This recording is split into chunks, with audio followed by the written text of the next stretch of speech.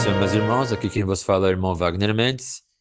Vamos dar continuidade aos nossos estudos dessa semana, da lição de número 3, segundo trimestre de 2025, com o tema sugerido da revista pela nossa CPAD, A História do Povo Escolhido. Tema da nossa lição dessa semana, Moisés e Josué, grandes líderes do povo de Israel. Vamos estar fazendo a leitura da Palavra de Deus no livro de Números, capítulo 27, dos versos 18 a 23. O Senhor disse a Moisés: Chama Josué, filho de Num, homem em quem há o Espírito, e impõe as mãos sobre ele. Apresente ao sacerdote Eleazar e toda a congregação, e à vista de todos, transmita-lhes as suas ordens. Ponha sobre ele uma parte da sua autoridade, para que toda a congregação dos filhos de Israel obedeça a ele.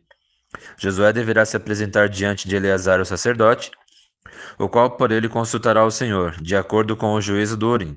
Segundo a palavra do sacerdote sairão, e segundo a sua palavra entrarão, ele e todos os filhos de Israel com ele e toda a congregação. Moisés fez como o Senhor lhe havia ordenado. Chamou Josué e o apresentou ao sacerdote Eleazar e toda a congregação. Impôs as mãos sobre ele e lhe deu as suas ordens, como o Senhor havia falado por meio de Moisés. Bom, meus irmãos, nesse trecho da palavra de Deus, voltando um pouco na história, um pouco lá atrás, Moisés, ele acabou fazendo algo que desagradou muito a Deus, né? Porque o povo estava querendo água, estava fazendo muitas reclamações que queriam beber água, e o Senhor pediu para que Moisés tocasse na rocha que ia sair água pura. Só que Moisés estava tão irritado com as reclamações do povo, estava tão nervoso, que Moisés, ao invés de tocar com a vara na rocha, Moisés foi e bateu com a vara na rocha. E assim ele desagradou ao Senhor, porque ele não fez aquilo que o Senhor tinha pedido. E aí o Senhor lhe impôs um castigo. Disse a Moisés que por causa daquele ato, Moisés não iria entrar na terra prometida.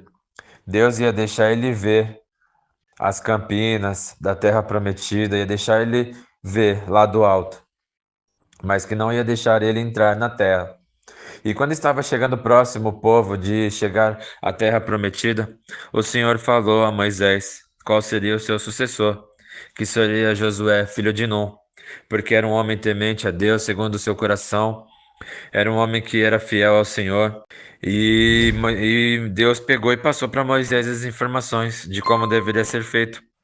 Chamar Josué, levá-lo até o sacerdote, mostrar ao povo, dar-lhe autoridade, para que o povo, a partir dali, da morte de Moisés, o povo continuasse a sua caminhada e fosse obediente e seguisse as palavras de Josué, segundo a vontade do Senhor. E foi assim que Moisés fez. Moisés fez tudo de acordo com o que o Senhor mandou, apresentou ele ao sacerdote, levou, falou com ele, falou também a todo o povo de Israel, a toda a congregação, que ele seria seu sucessor, que era para o povo seguir o caminho de acordo com o que Josué falasse, e assim foi feito. Podemos tirar daqui, meus irmãos, uma lição muito preciosa, que devemos fazer aquilo que o Senhor nos pede, mas fazer exatamente como o Senhor pede e não como a nossa vontade. Porque como Deus falou para Moisés, toca na rocha que dela sairá água. E Moisés bateu na rocha com muita raiva. Então, muitas das vezes, a gente passa por algumas situações na nossa vida pela nossa própria desobediência.